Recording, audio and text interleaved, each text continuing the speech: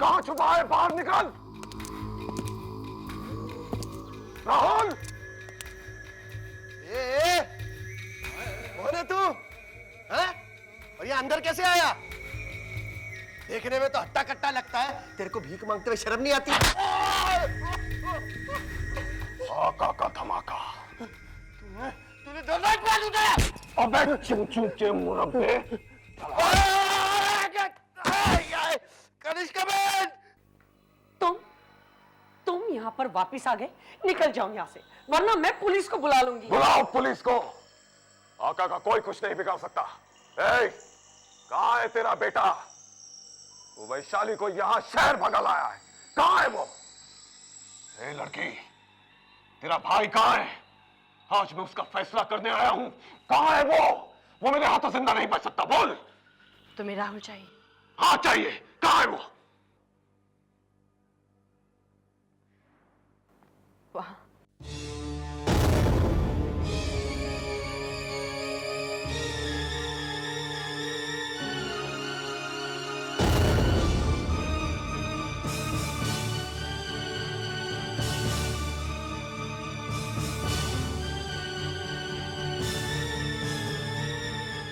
ये कैसे हो गया?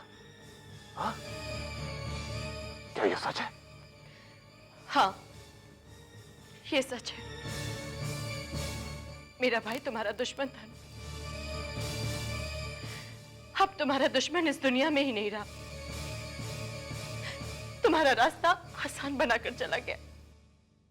राहुल मेरे रास्ते की रुकावट जरूर था लड़की, मगर मैं उसे मारना नहीं चाहता था। फिर ये सब कैसे हुआ? इससे पूछो, इसने मारा है मेरे भाई को। सौतेली जो ठहरी।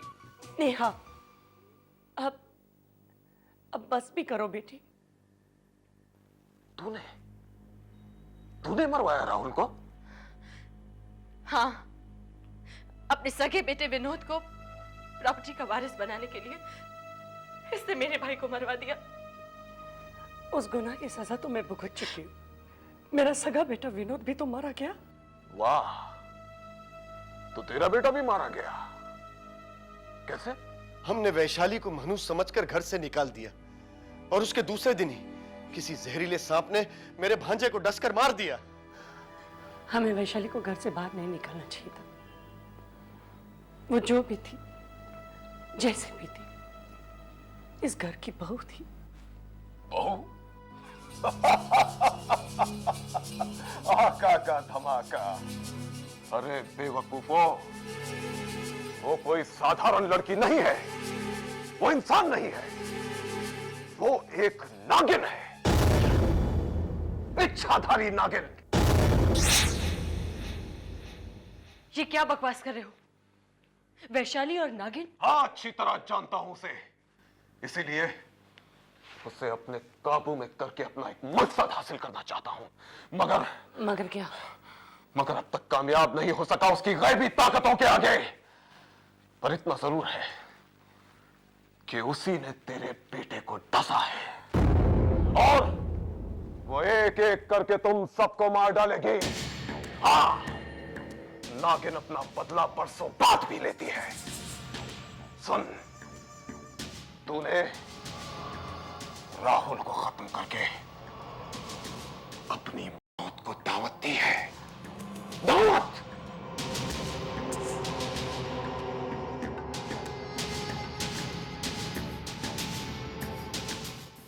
वैशाली और नागिन? नहीं, ये नहीं हो सकता।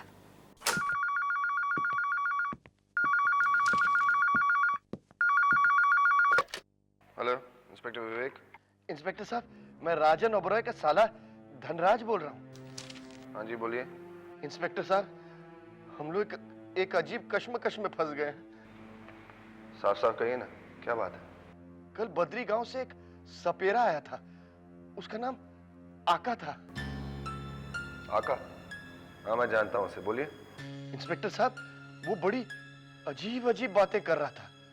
कह रहा था कि राहुल की शादी जिस लड़की से होने वाली थी, वो कोई मामूली लड़की नहीं है, बल्कि एक इच्छाधारी नागिन है। वो बकवास कर रहा था और आप उसकी बकवास सुन रहे थे। ये बकवास नहीं है। इंस्पेक्टर साहब, वो कोई ऐसा वैसा आदमी नहीं है। वो एक शक्तिशाली तांत्रिक लगता है और उसी ने हमें कहा है कि उसी नागिन ने मेरे बेटे विनोद को भी डसा है। देखिए, आप लोगों की वजह से मीडिया ने हमारी डिपार्टमेंट की बहुत हंसी उड़ाई है। हमें अपना काम करने दीजिए, कानून का वक्त जाया मत कीजिए प्लीज।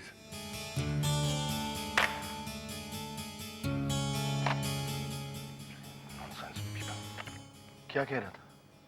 कह रहा था कि हम लोग बकवास कर रहे हैं। आका? कौन आका? तुम किस आका की बात कर रही हो बेटी? मेरी कुछ समझ में नहीं आ रहा है। पापा वही आका जो एक बार हमारे घर पर आकर हमें धमकी देकर गया था। हाँ हाँ, वही जो बद्री गांव से आया था। क्या कह रहा था वो?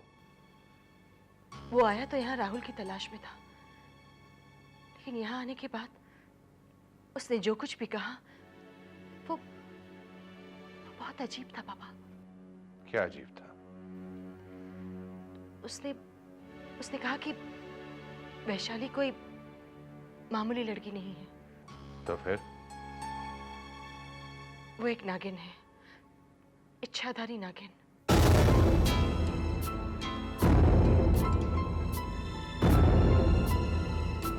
इच्छाधारी नागिन? नहीं, ये नहीं हो सकता। मैं इसे नहीं मानता। वैशाली एक इच्छाधारी नागिन हो ही नहीं सकती है। ये सच नहीं है, ये सच नहीं है। बाबूजी, ये सच है। वैशाली?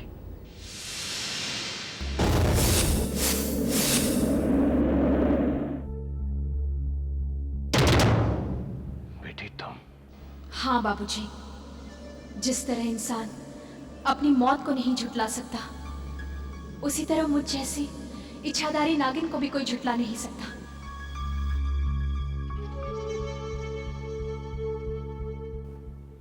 तो क्या मेरा भाई भी इस सच्चाई से वाकिफ था? जब राहुल ने मुझसे मोहब्बत की तो वो इस सच्चाई से ना वाकिफ था। वो नहीं जानता था कि मैं एक नागिन हूं। मगर एक दिन तो उसे सच्चाई का पता चलना ही था, सो चल गया। फिर? वो मुझसे कोसों दूर चला गया। मैं अपनी बदकिस्मती पे बहुत रोती रही, आंसू बहाती रही, मगर वो मुझसे बहुत प्यार करता था। मेरे बिना रह नहीं पाया। ये जानते हुए भी कि मैं एक नागिन हूं, वो मेरे पास लौट आया। तो उसने हमसे ये असलियत छुपाई क्यों? क्योंकि मैंने भी राहुल के लिए अपनी दुनिया त्याग दी थी, मगर हमारे प्यार को ग्रहण लग गया।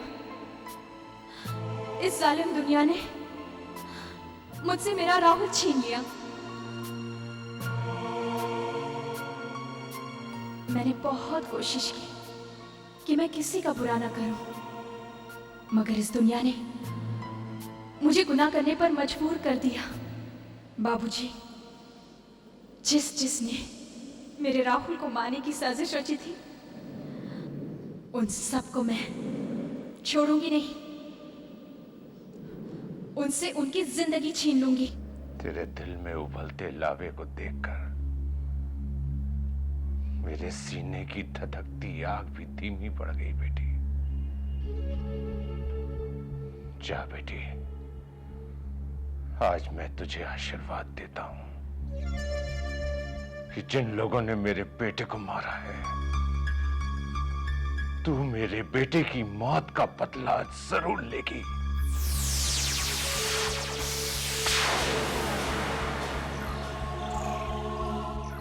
इंतकाम के बाद जो सुकून मैं तेरे चेहरे पर देखूंगा ना, उसी से मेरे दिल को शांति मिलेगी बेटी।